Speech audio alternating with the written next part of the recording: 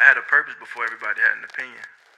The 0-2 pitch, swing and a miss, struck him out. You want Philly?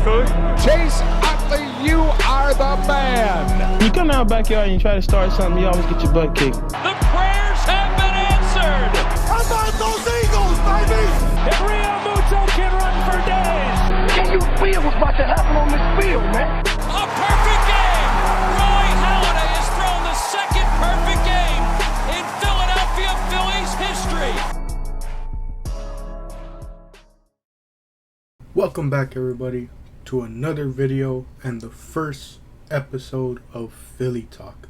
Now, all the way back in April, I started covering the Phillies, doing a sort of at first week by week, but then transitioned it to a bi-weekly sort of recap of what the Phillies had going on. But with football coming out and obviously the NFL season and MLB season overlapping, decided to combine the two so that way I can talk about Phillies games more recently, so I'm not left trying to remember what happened throughout every game in a 2-week span, and also of course getting to talk about my Eagles, because like I've mentioned, I'm really big into football. So that's what this is going to be. Still going to follow the same similar format of the good, the bad, and looking forward, but it's going to be a combination of both teams. You're going to hear me talking about both what was good for the Phillies and the Eagles that week, but to keep a sort of continuity to how I used to do these things on my older podcast, I would always start my NFL recaps, my Eagles recap videos with recapping what the NFL was like throughout the week, stuff like other game scores, potential narratives that are being tossed around after the week. And obviously when it comes to week one, it's a lot of overreactions. People overreact to week one. I mean, last season the Bears won in week one and they ended up being terrible, so you see a lot of that. But so the first one was obviously Thursday night. We had the first NFL game of the season. We had the Lions versus the Chiefs. I honestly fully was believing in the Lions because they've made slowly but surely they've made these improvements over these past couple of seasons. They've gone from what was a really bad team that tore everything down to its foundation to now they have a real good identity with them, with their young defense and the weapons they have on offense. And the sort of killing blow for the Chiefs was that Travis Kelce was down, and they didn't really do much to address their offensive needs in the offseason. To me, at least, it doesn't seem like they have too many names in the receiving room, at least like promising names. Like it's Travis Kelce, and that's pretty much it. They also lost Orlando Brown Jr., but a lot of people thought, like I saw some Chiefs fans saying that was going to be a good thing, that like they didn't think too highly of Orlando Brown Jr., but they end up losing in this game, and as it was evident to everyone, it was an underdog victory for the Lions, and it was definitely difficult for Patrick Mahomes to not have Travis Kelce out there. Looking across the league, Lamar Jackson had a pretty iffy game, if you want to say, like 169 yards and an interception, but they were going against the Texans, so they were able to beat them 25-9. C.J. Stroud had a game for himself, 242 yards in his debut. It was one of those where he just got better, as the game progressed. He almost got in a sense, he started getting more comfortable with himself, Obviously, the big talking head of week one, the Browns beating the Bengals, and the Bengals just absolutely just disappearing, 82 yards on the day for Joe Burrow when he threw the ball 31 times. Jamar Chase, 5 catches for 39 yards. T. Higgins targeted 8 times and couldn't get a single catch. Pretty crazy stuff there. Obviously, it's an overreaction to say like the Bengals are bad. They're going to be fine. It's just week one, but obviously not the game you want to start off with, Jaguars Colts. This one had my viewing solely for the fact that Trevor Lawrence is my fantasy quarterback in my fantasy league with my buddies, And I have Anthony Richardson off the bench because, I believe in Anthony Richardson. I thought he could be an underrated backup to slot in a couple weeks. And even though I won this week, I could have easily slotted him in as he outperformed Trevor Lawrence fantasy-wise. And, he had a pretty good game for himself, 223 yards, a touchdown and an interception, and 40 rushing yards and a touchdown. What a debut from him. T-Law had 2 touchdowns, 241 yards. Calvin Ridley's looking pretty dangerous. That is a absolutely amazing addition for the Jaguars to have him.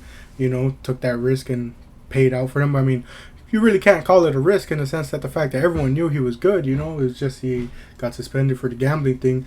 But yeah, what a debut from. I think he has number 5 now, so it's no longer AR-15 like it was in college. AR-5, I guess you would say. He had that scary moment. From what we know from the news, it's just a bone bruise, but still something to be weary of. Obviously, the Bucks beat the Vikings, and going back to like my predictions, seeing that game and how they played against the Vikings does make me a bit worried for when Philadelphia comes to play, just because of the fact that it was some of the things I mentioned that like that defense is still very tough. Like that was a huge talking point when I went over that Bucks game. Week 3, I said that defense is the biggest challenge of that game, and we saw that here where it's great. I mean, it was only a 3-point victory, but still, the Bucks did everything they could. They did everything right, basically, and it's crazy that they walk out with this win when Justin Jefferson had 150 yards. Like that's a scary part of football, is that like you could have a guy like Justin Jefferson do everything he can, but I think if I remember correctly, seeing like other people's breakdowns, it was like that interception Kirk Cousins threw was just like completely terrible and all that, and it kind of showed that Justin Jefferson can't do it all, So the Bucks game definitely has me a bit, like a bit worried. I still think they could do it, but yeah, like it kind of proves the point that I made, where like that's the biggest challenge, is going against that defense. The Niners blew out the Steelers, which to some people it could have been expected, but the Steelers themselves, that's not what you want to see out of the first game. Kind of like the Bengals, like that's not what you want to see out of your first game.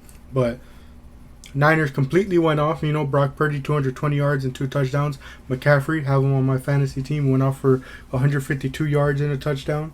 Brandon Ayuk, again, I won this week, so I'm not that mad. But Brandon Ayuk decided to go off on my bench, 129 yards, 2 touchdowns. Real good stuff from him. I wonder if it's just an off day for Debo, or if we could potentially see Brandon Ayuk like take over that number 1 role. The Commanders beat the Cardinals in a pretty close game for the most part. The Packers beat the Bears 38-20. Jordan Love, 245 yards and 3 touchdowns. Leave it up to Green Bay to go from one great quarterback to another great quarterback to potentially, if he keeps this up, another great quarterback in Jordan Love. Like that's pretty crazy to think, like, if that could happen, another thing I forgot to mention when I was talking about the Texans and Ravens game, you just gotta feel bad for J.K. Dobbins at this point. So many injuries in his career, and now he has an Achilles tear to add on to it, I'm pretty sure is what it is.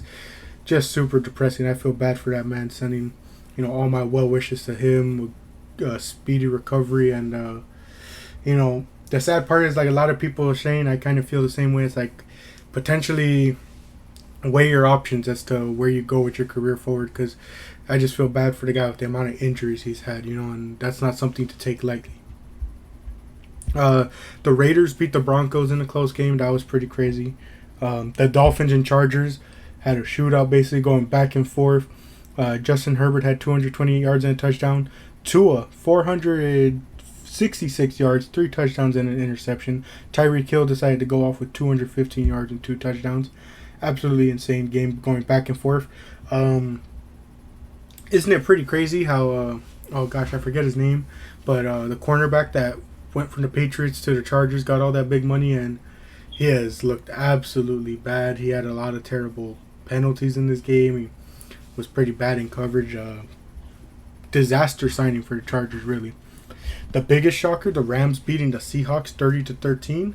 That was pretty crazy. You know, that's definitely not the game Seattle wants to have week 1 when a lot of people are predicting them to be in a battle with the Niners for the number 1 seed in the the 1 seed in the NFC West. That's a pretty shocking game. The Rams, just demolished them. Now, I still have a bit more hope for Philly going against the Rams. I don't think they'll have to struggle too much, but at the same time, if Cooper Kupp comes back by the time that Rams game happened again, like I said, that's a game you have to watch and just be cautious about. The Cowboys blew out the Giants 40-0. Embarrassing game for the Giants, honestly. Crazy defensive game for the Cowboys. And then Monday night yesterday, man, what type of luck for the Jets, man. 3 snaps is all Aaron Rodgers got and goes down with an Achilles injury. That is that's just pretty devastating. That sucks, and we talked about J.K. Dobbins having that Achilles injury.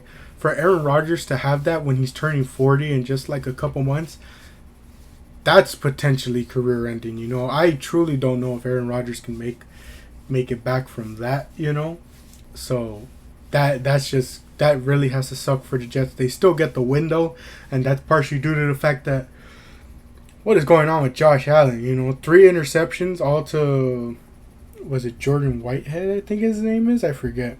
But, talk about a terrible game for Josh Allen, man. Like, that was pretty bad. That's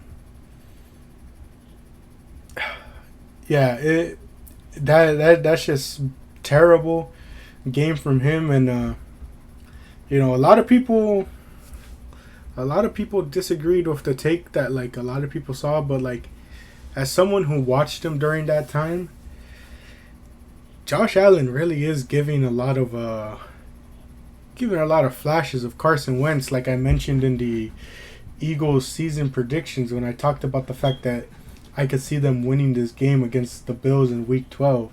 Now, again, it could be an overreaction, but at the same time, I don't think it's an overreaction to examine the plays that Allen had and just be like, what is he thinking in those moments? Like he's forcing those balls. He's trying to play hero ball. He's running reckless at times, Take it from an Eagles fan, man. Someone has to go and tell him something, because that's just not the type of play that the Bills need, and I'm just putting it lightly saying that I see flashes. You got people out here saying Josh Allen isn't a Super Bowl winning quarterback, so you should be more upset with those people than me simply saying that I see flashes of Carson Wentz in him just because of the way he plays hero ball and all that, But yeah, that's pretty much how Week 1 went. Week 2 should be a lot more fun, but how about we start talking about good old Philly?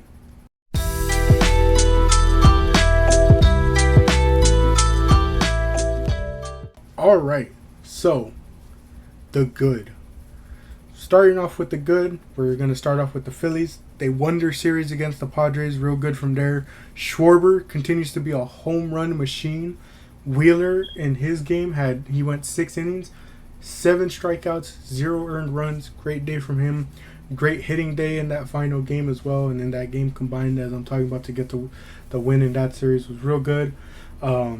We had a win against Miami. Again, Schwarber is just so good at this home run thing, man. You had Marsh hitting that base clearing double. That was real cool. That was real nice. You had in one of the losses against Miami, we'll get into more about the Miami series in the bad, but to take a good from here, you had Ranger with 10 Ks in one of those losses. That was pretty crazy. The doubleheader against Atlanta in both games, from yesterday, we saw some great hitting from our guys. We saw Harper come up clutch in game 1, in that last inning with 2 outs. He, gets some. He ties the game for us with that home run. Marsh had a big home run, and I believe it was game 2. We saw some great things. We saw them challenging Atlanta, being able to keep up the pace with Atlanta. But as we'll see in the bad, we know what wasn't the case with keeping up with Atlanta. But that's pretty much it from the Philly side of thing. A lot of our guys are just doing well hitting. I want to see, that kept up consistently. You know, none of these games were just filling up the box score with zeros. You know, despite having like previous games where we were just going off, you know, and playing well, and then making dumb mistakes. You know, so overall, from what we covered last week, you know, it's a pretty good week for the Phils, aside from losing the series to Miami. And right now we're tied with Atlanta in the series with, I believe, 2 more games to go. So we'll see how the rest of that goes down. Moving on to our Eagles versus the Patriots. The offense looked really good the first drive until they ended up stalling in the red zone, which I really didn't get too much. You know, like they were driving well, they were making these good runs, they were doing good cuts. You know, they were getting great receiving and yards after the catch afterwards. You know, there was good run after the catch. There was, you know, Hurts was being very accurate and where he placed the ball. And like I said, they were making these good cuts where, you know, they were making these cuts that best, you know, got them extra yardage and all that. And then in the red zone, they just like stalled up. They struggled. And then obviously there was that big sack from Matthew Judon on Hurts that, you know, ended up making us have to settle for a field goal. Defensively, we saw that big pick six from Darius Slay, who had great running after making that interception. He just avoided so many of those guys. Got a real good pick six to start off. And then right after, we got a forced fumble from Jordan Davis, which was real good to see. The big talking point of the game, of course, Jalen Carter was this defensive force with just immense pressure on Mac Jones. Like 3 different plays, he was up in his face. One of them was the game-winning, or the game-sealing, if you want to say, sack. You know, that was real great. Real good. There's some real good stuff out of Jalen Carter, you know. Reed Blankenship had 12 total tackles, filling in nicely in that safety spot. A lot of people aren't too mad with him. They're more so mad with Justin Evans, I believe, is the other safety. They want to see rookie Sidney Brown start in his place, which I could totally understand because in his limited snaps, you know, Sidney Brown looked a lot better. And we're definitely going to need a better safety combination once we get into, like, what was some of the bad from this week with the Eagles. Devontae Smith had a real good touchdown. Congratulations to him on becoming a father. We had Gainwell being real productive in the run game. Looks like our lead back, our number 1 back. I am confused by not heavily utilizing Rashad Penny or DeAndre Swift. But, you know, I've seen people give different excuses, and that's partly what we'll get into with the bad. But overall, when looking at the good from this Eagles and Patriots game, it was a real productive game for sure. There's definitely like a lot more I would have rather seen, but I'm happy for them to come away with the win. And we have a short week because we have to play Minnesota this Thursday. Not the best thing, but yeah. But how about some of the bad? Because even though the Eagles got the win and even though the Phillies are doing well, there's still bad sprinkled in there.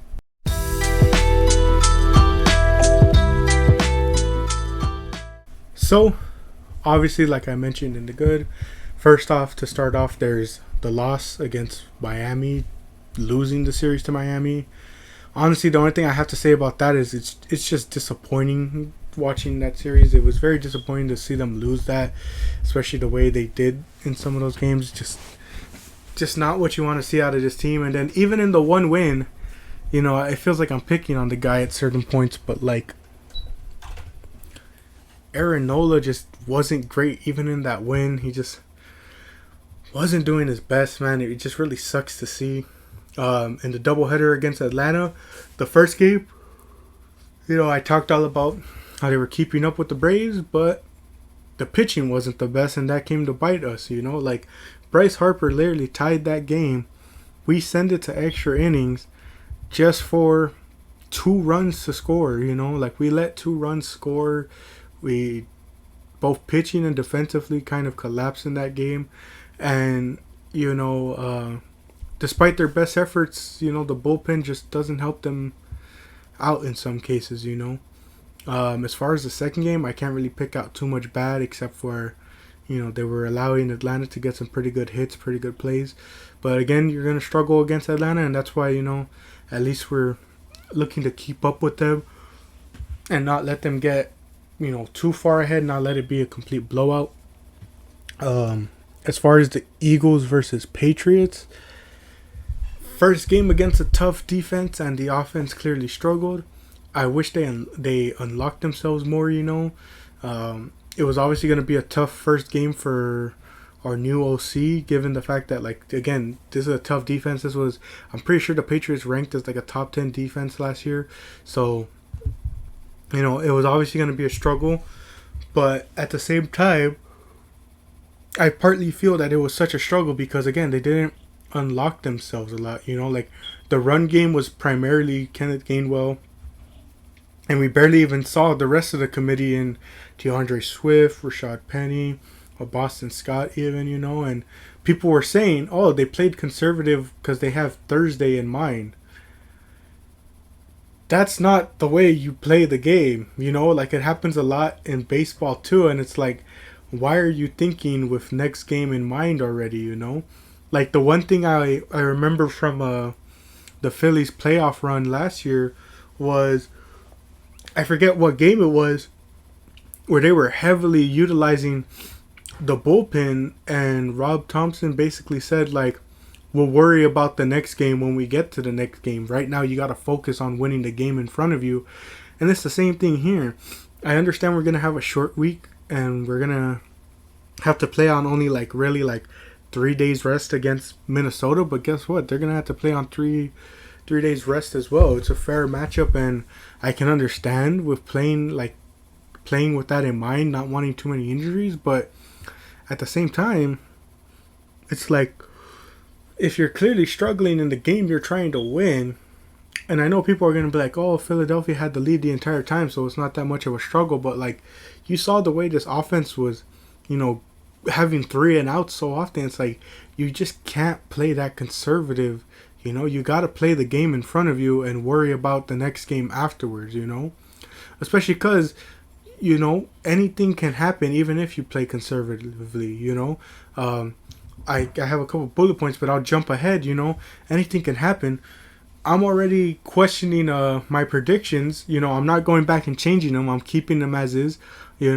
But James Bradbury's in concussion protocol now, and Nakobe Dean, at the time that I was writing, I put that he was down with an injury, projected to miss multiple weeks. Well, now we know for sure he's placed on the IR for a bit, so he's definitely going to miss a couple weeks. That's a starting linebacker down. That's our corner number 2 down, ahead of a game where we just saw Justin Jefferson go for 150 yards in the first game of the season, and now we have to play against that with only one of our top 2 corners, And that's with the secondary struggling heavily in this game against the Patriots. I mentioned, our other safety, Justin Evans, I believe. He was struggling. Nakobe Dean's down in the middle. James Bradbury's out. It's going to be a tough game now, And look at that, Could they have predicted that? No. So it's like, it's the sort of same thing with playing conservative in this game against the Patriots. The offense, the way they were playing, it's like, you can't play with the next game in mind because you don't know what's even going to happen in the game you're playing, Like, you just got to play, and whatever happens, happens, So, I just wasn't too happy with that. I obviously wasn't happy with the way the secondary, mainly the safeties, play at times, which was mainly just on Justin Evans for the most part, and that's not to single the guy out, but, he just had a tough game. And like I said, offensively, they got going, but it wasn't the most explosive thing you want to see. Like, A.J. Brown didn't really get to do much, which, in my opinion, it's like we really should be incorporating our receivers more. I mean, Dallas Goedert barely got anything in this game. I don't even think he got more than 1 catch, honestly. Like, I have him on my bench for fantasy. Yeah, he was targeted once, but didn't get any other sort of looks after that, A.J. Brown, he went 7 for 10 with 79 yards, so it's pretty good, but, like, it didn't seem like obviously Tyreek is a different monster, but it didn't seem like there was any big plays designed like that for him. And yeah, they kept it a very conservative game, which I'm happy for the win, but definitely can't play like that going forward. And let's transition that to end off the video. Looking forward for both the Phillies and the Eagles.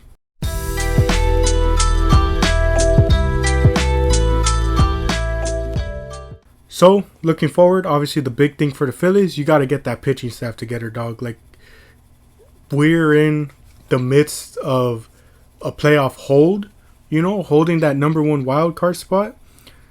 You can't have pitching struggling this badly. Wheeler's doing good. Despite that loss, Ranger seems like he's getting back into form. Yesterday, Lorenzen was decent, but still struggled a bit. I don't know what the hell's going on with Nola at this point. Taiwan is here or there. Sometimes he gives you a good game. Sometimes he struggles. Sometimes he really struggles with the walks for whatever reason. Like, he's a guy that walks a lot of batters for whatever reason. Somehow finds a way to get out of it a lot of times, but you can't fully rely on that sort of luck. And especially because, like I've been mentioning, this final stretch is going to be a struggle fest. You got Atlanta in 2 series. I know we have the Mets for sure. I can't remember if the Mets is 2 series or not, but I know we close out against the Mets.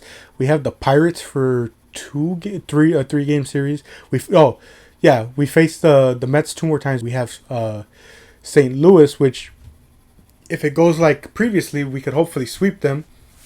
But we got Atlanta for 2 more games. We got another 3-game series against Atlanta. That one in Atlanta. We have 4 games against the Mets, 3 against the Pirates, and 3 to close out against the Mets. That's a pretty tough stretch, You just have to play your most consistent. Like I mentioned with the bats, they need to be not more consistent, but they need to maintain the consistency that they've been having where, they're not going zeros all across the box scores, The Eagles, they need to unlock that offense. They need to get that run game going. They need to let the passing lanes open, let A.J. Brown and Devontae Smith just terrorize opposing teams, whether it's across the middle or down deep. Again, like I mentioned in my predictions video, let Dallas Goedert be that safety net for you. Let him be that Zach Ertz for you. Use him as that safety net. Design those plays where it's like, you can get it to him. Again, looking ahead with Minnesota, you can't play that conservative against them when Justin Jefferson has that big playability. They got Jordan Addison, slowly breaking out. They have the run game, which doesn't look the best, but you still got to keep that in the back of your mind. Sort of force them to be one-dimensional in a sense, whether you eliminate the pass or the rush. And address the elephant that's in the room and trade for another safety and potentially even linebacker, The linebacker you trade for or even sign doesn't have to be a big name, but like we obviously need a bit more depth. We obviously picked up a guy to fill in for Nakobe Dean, but yeah, safety is definitely a spot that needs to be positioned. And honestly, at this point, looking at my predictions, I don't even think they wait till the trade deadline at this point. Depending on how this Minnesota game goes, if they're 1-1 after that Minnesota game, they're trading for another safety. I'm not gonna predict and say like it's guaranteed, but like that definitely has to be something they're looking at, But other than that, looking ahead to this week's game against Minnesota, in my previous videos, I would always give my little prediction. Now, the predictions I give at the end of the video aren't me changing my season predictions. I still hold myself to that, and I look through and say this was what I thought at the beginning. But, obviously as the season goes on, things will change, injuries will happen.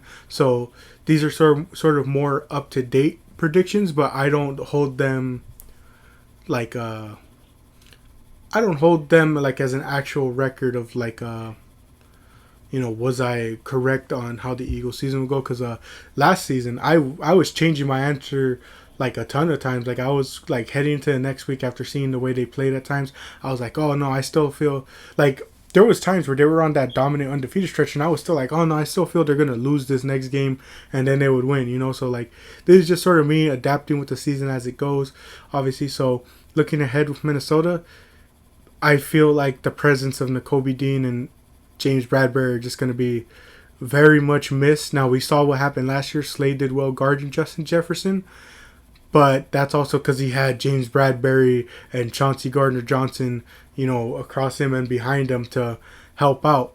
This season, he has, whoever's filling in for James Bradbury, whether it be Eli Ricks or oh gosh, who's the other one? No, I don't think Keely Ringo's fitting in for him. It might be that one guy, Josh Jobe, even potentially, which, we'll have to see how he does. You have Nakobe Dean down in the middle. You don't have Chauncey Gardner-Johnson back there at safety. You have Reed Blankenship, who obviously showed he can do well. Hoping they start Sidney Brown. But yeah, I feel like that, unless they get that run game going, I think it might be a loss against Minnesota. Like, our saving grace might be... actually, our saving grace might just be the offense as a whole, because this is likely going to turn into a shootout, Because I just see our defense potentially struggling with those injuries. And so it's going to be kind of like the Super Bowl where it's down to who messes up first. And it's going to be on the offense to get it going. And while I have more faith in our offense over Minnesota's, this one's such a struggle, Like, I want to say Minnesota beats us just because of those two injuries. But at the same time, their offensive line is likely going to struggle against our defensive line. And maybe that pressure means that Kirk isn't able to get that ball to Justin Jefferson a whole lot. I'm going to hold faith. I'm going to change my mind. I'm going to hold faith. I'm going to keep to my season predictions.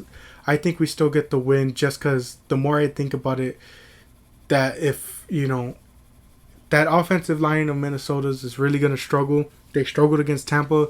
They're likely going to struggle against ours. But it's all going to rely on how that secondary plays, and who fills in for what spots. But, yeah, a lot to look forward to with both teams. I'm excited for the start of Philly Talks. We'll have to see how Philly Talks goes down when both the MLB season ends and when the MLB season starts, but there's no football on. I guess we'll have to see how we do it then. But the last thing I want to mention, I forgot what team it was, but they attempted the quarterback sneak thing where they pushed the line and all that. Some team attempted that, and they didn't convert it. I thought it was such an easy play. I thought any quarterback could do it.